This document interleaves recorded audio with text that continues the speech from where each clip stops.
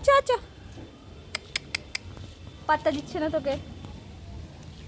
টিং টিং হাসো তো, কিচ্ছু কম না, হাসো তো। মজা করছে। চলো রাজকে এখন ড্রয়িং স্কুল থেকে নিয়ে আসি। রাজের ছুটি হয়ে গিয়েছে, ম্যাম ফোন দিয়েছিল। চলো তোমরাও সাথে থাকো।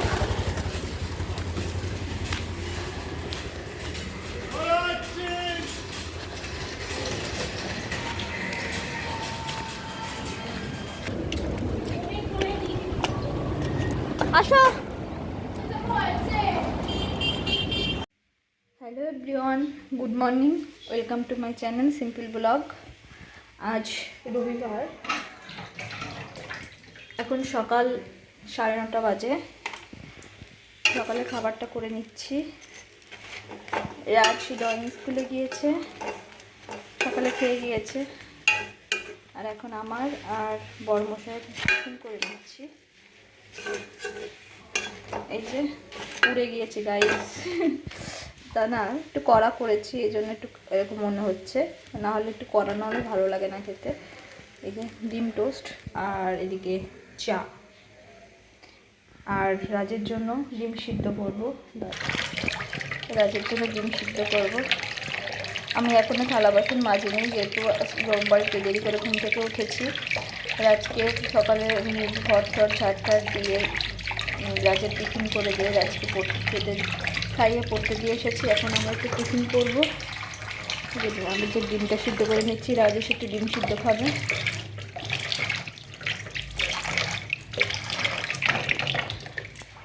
হয়ে গিয়েছে আমার চা, ডিম টোস্ট। রাজের ডিমটা বসিয়ে দিচ্ছি।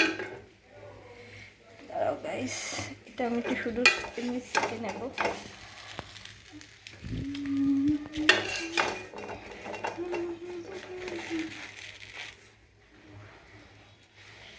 হয়ে গেছে, এটা শুধু শুধু সেঁকে নেবো, এটা ডিম দেবো না, শুধু সেঁকে নেব।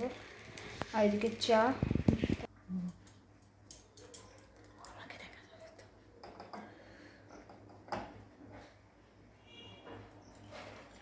চাটা ঢেলে নিচ্ছি বড়মশাইয়ের জন্য স্পেশাল চা।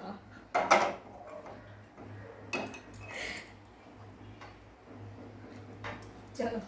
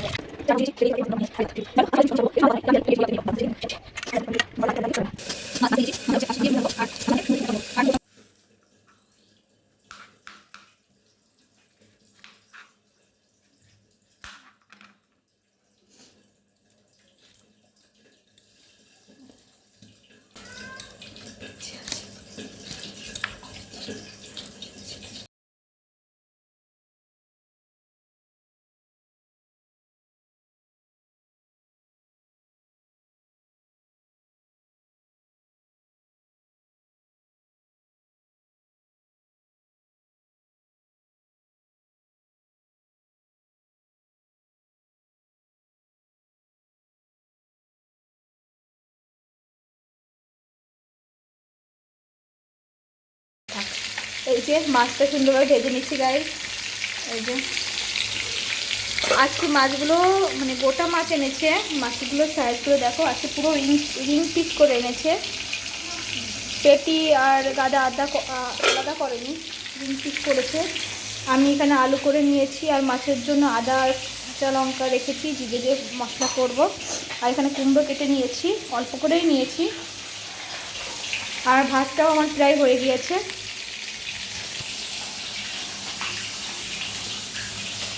তোমরা হয়তো ভাবো কেন আমি এরকম একটা কালো একটা কড়াইতে রান্না করি বলো তো। মানে এই কড়াইটা কালো হলেও এই কড়াইতে রান্না করতে খুব ভালো, এই মাছগুলো লাগে না। অন্য কড়াইতে আমি যদি রান্না করতে যাই মাছগুলো লেগে যায়, আর এই কড়াইটা যদি রেগুলার রান্না করা হয় খুব ভালো।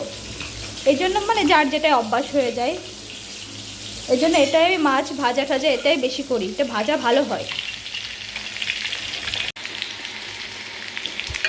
এই যে মাছগুলো ভেজে নিয়েছি আর এই আলুগুলো ভেজে নিচ্ছি, যে মাছ ভাজা হয়ে গিয়েছে আর এই আলুটা ভেজে নিচ্ছি। আলু দিয়ে রুই মাছের ঝাল করবো।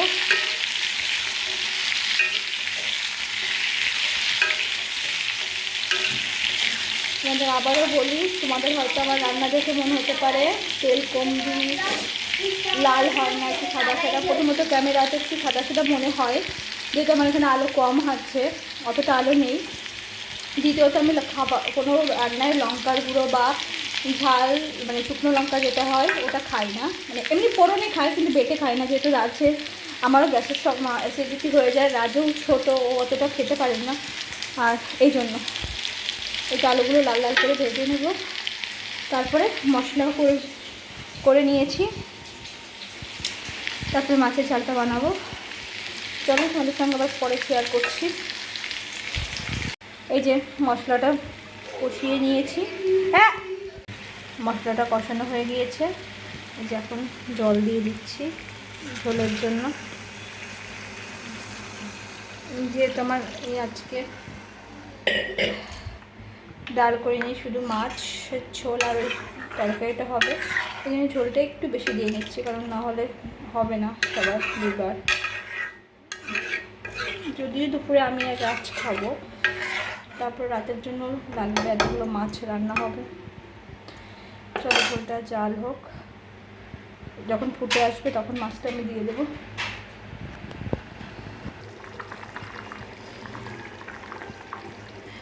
এই যে ঝোলে এটা এই যে টকবক করে ফোটা শুরু হয়ে গিয়েছে, এখন মাছটা দিয়ে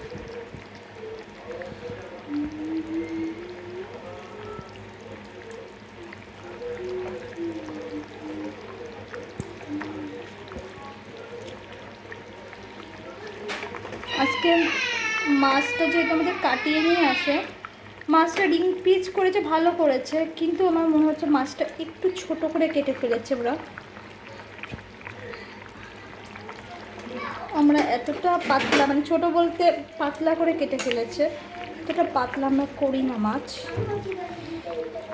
ও ভালো মতন দেখিয়ে দিতে পারেনি।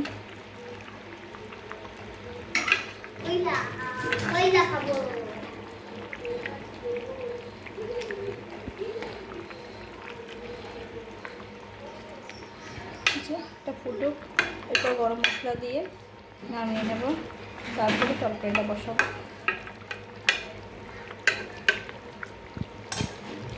আর 2 পিস ভাজা মাছ রেখে দিয়েছি, যদি রাত্রে বড় মশাই খাই, আর এটা তো তরকারিতে দিয়ে নেব। মাছটা ফুটে রাখো, যে মাছের ঝোল রান্না হয়ে গিয়েছে। জানি না তোমাদের কাছে হয়তো কেমন লাগছে কালার, রঙটা কিন্তু সাদা হয়নি, কিন্তু তোমরা আবার কমেন্ট করো না যে সাদা হয়েছে। দেখো দেখেছো, সাদা কিন্তু হয়নি।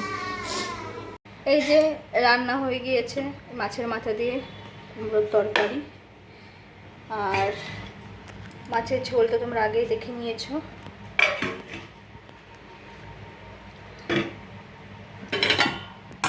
আর মাছ ভাজা।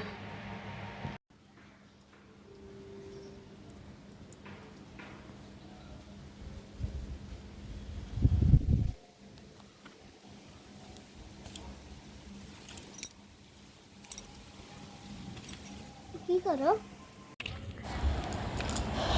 সন্ধ্যার পরে রাজকে নিয়ে গিয়েছিলাম একটু পার্কে। রাজ সাইকেল চালাচ্ছিল। তো সবাই ভালো থেকো, সুস্থ থেকো, সাবধানে থাকবো। ভালো লাগলে একটু লাইক কমেন্ট শেয়ার করে দিও। চলে আসবো পরে কোনো একটা ভিডিও নিয়ে।